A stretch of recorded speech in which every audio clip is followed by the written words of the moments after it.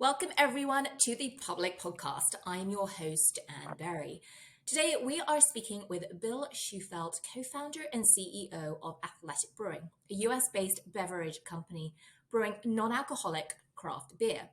As a first mover in a category expected to have grown to $22 billion in 2022, Athletic Brewing has won over many health-conscious consumers while also attracting more than $170 million in investments from the likes of Keurig Dr Pepper and NFL stars. Bill, thank you so much for joining.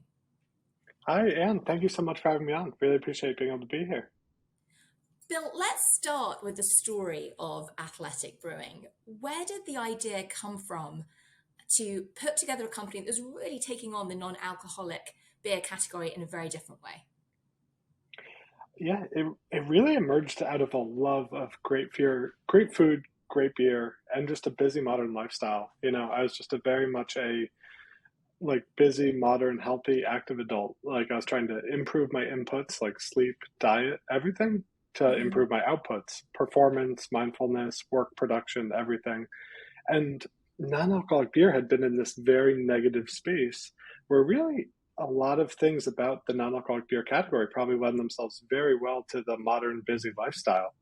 And so, I was working at one of the world's biggest hedge funds, and just from 5:30 a.m. to 10 p.m. was on every day, all day, connected in my phone. Markets are open somewhere all the time. And I just wanted a beverage and beer that could keep up with my whole life, but also wouldn't hold me back in any way. And that was really the genesis of the idea originally.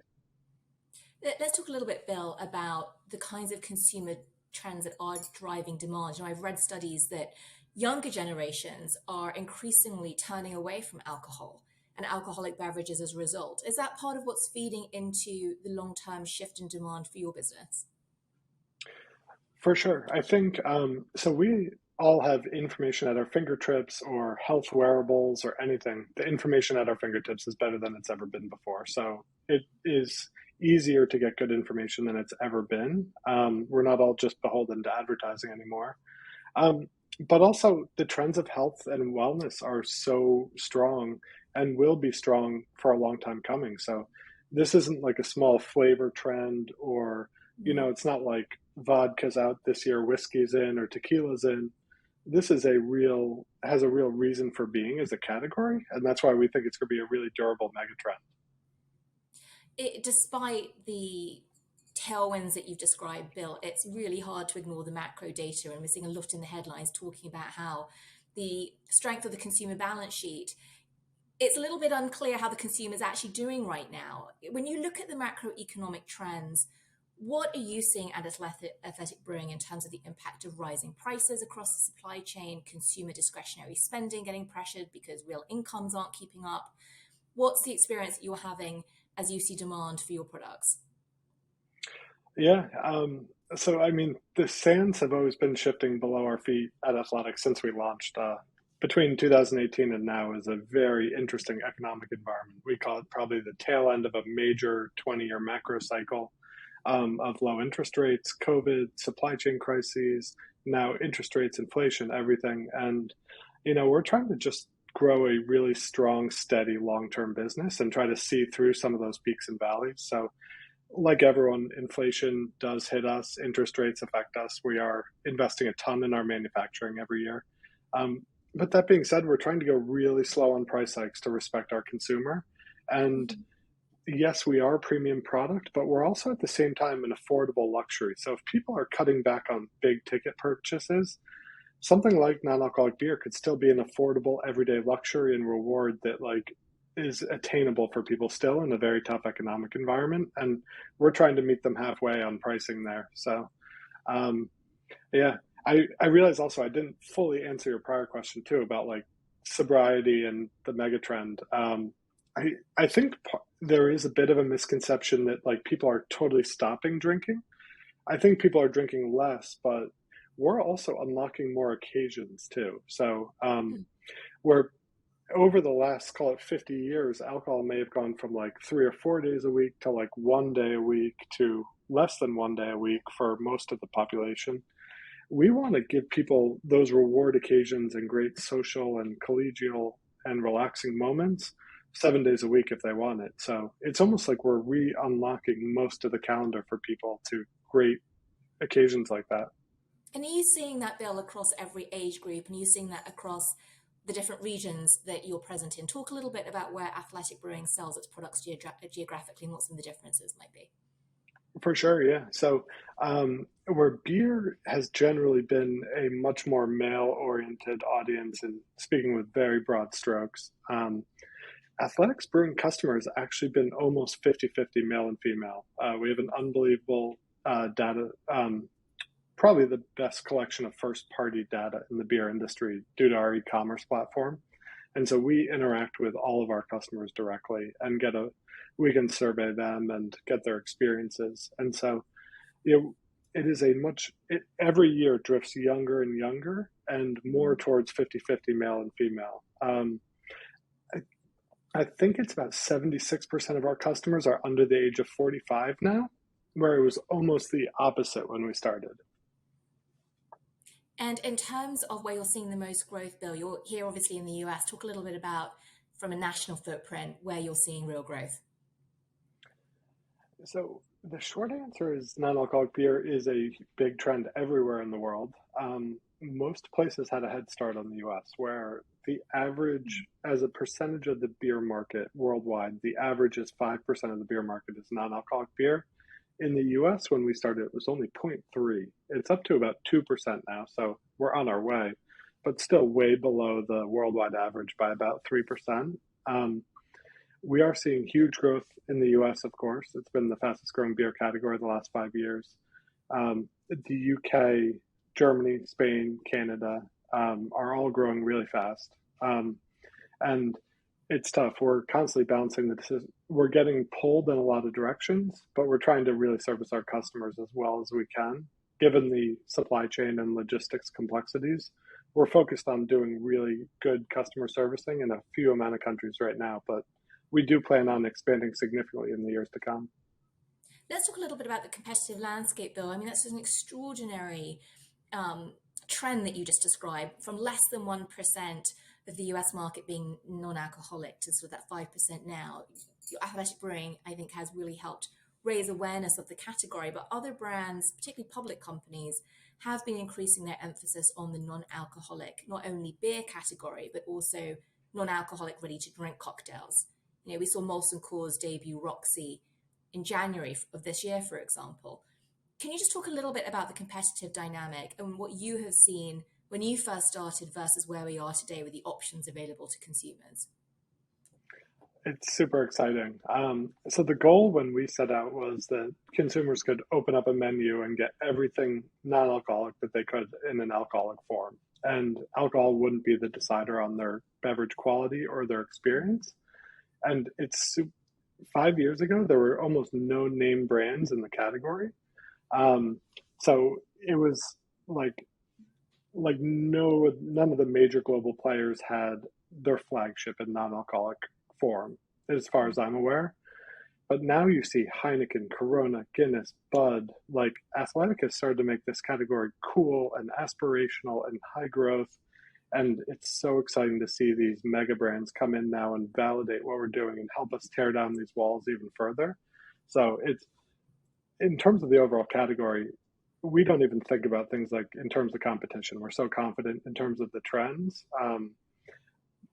We think with the durable mega trends of health and wellness, plus the huge percentage of the population that are non-drinkers or underserviced, we're really thinking more in terms of positive sum games versus zero sum games at this point. Within the beer category, Bill, Athletic Brewing focused on the craft piece of non-alcoholic. Can you just walk us through what some of your product pipeline might look like? Are you going to venture outside of craft non-alcoholic beer to other products? So, the word craft is a hard one to get your hands around. Yeah. In terms of, for us, craft means really high quality products, artisanal workmanship at whatever scale you're at. And we never intend to lose that really focus on quality. We started brewing on 3-barrel tanks, and we're now brewing on 800-barrel tanks at our biggest. And in that we're winning more awards than ever at the scale on taste than we even did at the smaller scale. So that's a huge point of pride for our quality and lab teams, that how well we've stuck to the quality. In terms of reaching bigger and bigger categories, our athletic light beer, which is 25 calories that we launched last year, has been a huge hit across a number of populations. That macro light lager is the biggest worldwide category in beer, and we seem to be really resonating in that category. And then we have a number of innovations like our day pack sparkling water that we intend to go into other day parts and occasions with in the coming years. So our innovation wheels are definitely turning. It's just a matter of also focusing on how big the core opportunity is. And in terms of your manufacturing footprint, to go a little bit full circle, Bill, your opening comments, you touched on supply chain issues. I think every consumer company struggled with it during COVID. What does your manufacturing footprint look like to support that growth plan? So we were very lucky in that we've been vertically integrated almost since day one. So where a lot of CPG companies focus in like one layer, like that might be like more of a sales and marketing brand layer, or it might be some element of production.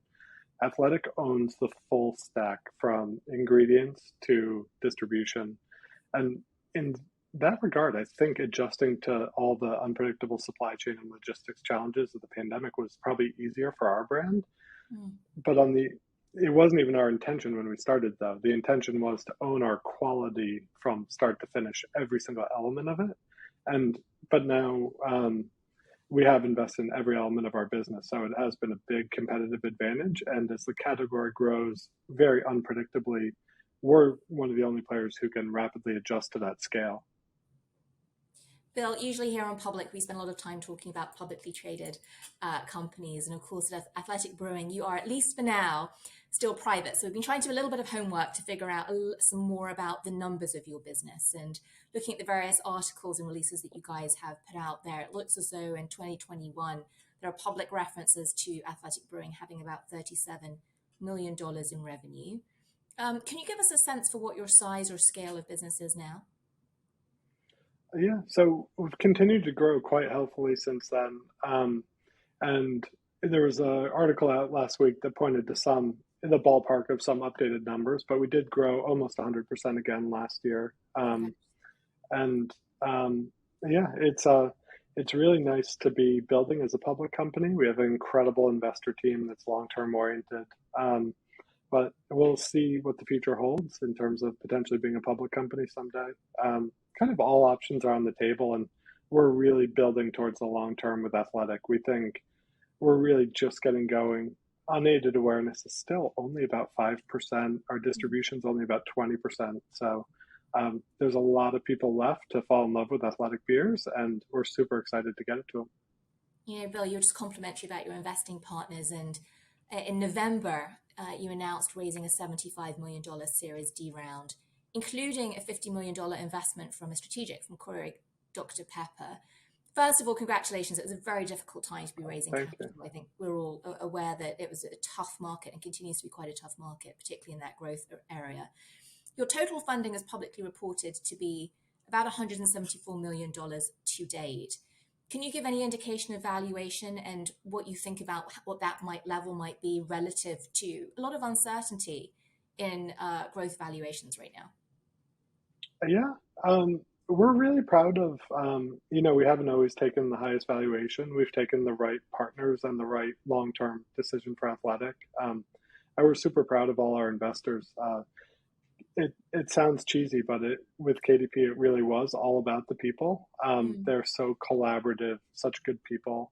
They know what the road ahead looks like at scale. And the opportunity for Athletic Brewing to get a scaled advisor who knows what the road ahead in our corner looks like. At this point, we're just asking them a tons of questions about all sorts of things, from logistics to marketing and supply chain. And they're a really great partner to learn with, and we're excited to work with them. And like many of our investors before, TRB and ACG and Wheelhouse. And so it's, we learn something from every person we team up with, and we're very thankful for the investors we've had along the way.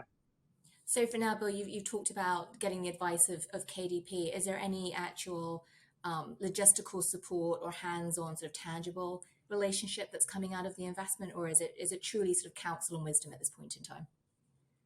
Yeah, more towards the latter, advisory and just a great partner. Yep, and I think we classify it as like a build and learn partnership where, I think they're learning about our world and we're learning about their world. So it's a pretty exciting time. Bill Shufelt, co-founder and CEO of Athletic Brewing. Thank you so much for joining and telling us what it has been like to build a craft, non-alcoholic brewing beer leader here in the US. Thanks everyone for joining. We'll be back to you soon with more content from Public. Thank you so much, Anne.